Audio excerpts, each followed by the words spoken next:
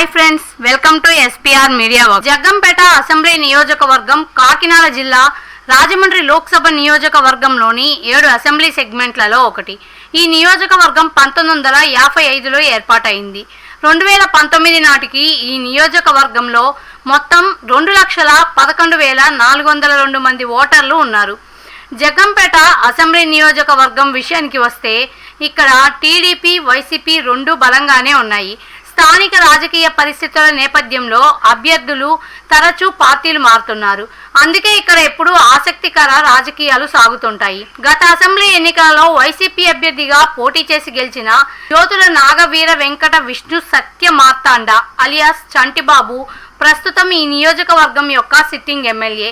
ఈ క్రమంలో గత ఎన్నికల ఫలితాలని ఒకసారి విశ్లేషిద్దాం. 2009 ఎన్నికలలో కాంగ్రెస్ అభ్యర్థి తోట నరసింహం, పీఆర్పీ అభ్యర్థి జ్యోతుల నెహ్రూ మరియు టీడీపీ అభ్యర్థి జ్యోతుల చంటిబాబులపై పోటీ చేసి 789 ఓట్ల మెజార్టీతో గెలుపొందారు. 2014 ఎన్నికలలో వైసీపీ అభ్యర్థి జ్యోతుల నెహ్రూ, టీడీపీ అభ్యర్థి జ్యోతుల చంటిబాబుపై పోటీ చేసి 15,932 ఓట్ల మెజార్టీతో గెలుపొందారు. 2019 ఎన్నికలలో వైసీపీ అభ్యర్థి జ్యోతుల చంటిబాబు, టీడీపీ అభ్యర్థి జ్యోతుల నెహ్రూ మరియు జేఎస్పీ అభ్యర్థి పాతంశెట్టి సూర్యచంద్రలపై పోటీ చేసి 23,365 ఓట్ల మెజార్టీతో గెలుపొందారు.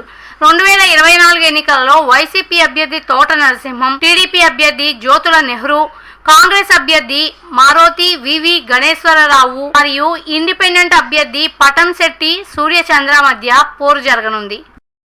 ప్రజాస్వామ్యం వర్ధిల్లాలన్నా, మన జీవితాలు తలరాతలు మారాలన్నా అది కేవలం ఒక్క ఓటుతోనే సాధ్యం. మనం వేసే ఓటు మన భవిష్యత్తును, రాబోయే తరాల మనుగడను నిర్ణయిస్తుంది. అంతేకాదు, మన ఓటుతోనే నవ సమాజం నిర్మితమవుతుంది, ఇంకా దేశ దిశ దశను మారుస్తుంది. ఓటు అనే 2 అక్షరాల పదం దేశ చరిత్రనే మార్చేస్తుంది. కేంద్ర ప్రభుత్వం జనవరి 25ను జాతీయ ఓటర్ల దినోత్సవంగా ప్రకటించింది. కుల, మత, ప్రాంత, లింగ, జాతి, భాష అనే భేదం లేకుండా దేశంలో నివసించే 18 సంవత్సరాలు నిండిన పౌరులు అందరికీ భారత రాజ్యాంగం ఆర్టికల్ 326 ద్వారా ఓటు హక్కును కల్పిస్తుంది. ప్రజాస్వామ్యాన్ని గౌరవించాల్సిన బాధ్యత ప్రతి పౌరుడిపై ఉంది. ప్రజాస్వామ్యానికి ఓటే పునాది. దేశ, రాష్ట్ర భవిష్యత్తును నిర్ణయించేది ఈ ఓటే. అలాంటి ఈ ఓటును డబ్బుకు, మద్యానికి అమ్ముకోకుండా భారత ప్రజాస్వామ్య పరిరక్షణ కోసం ప్రతి ఒక్కరూ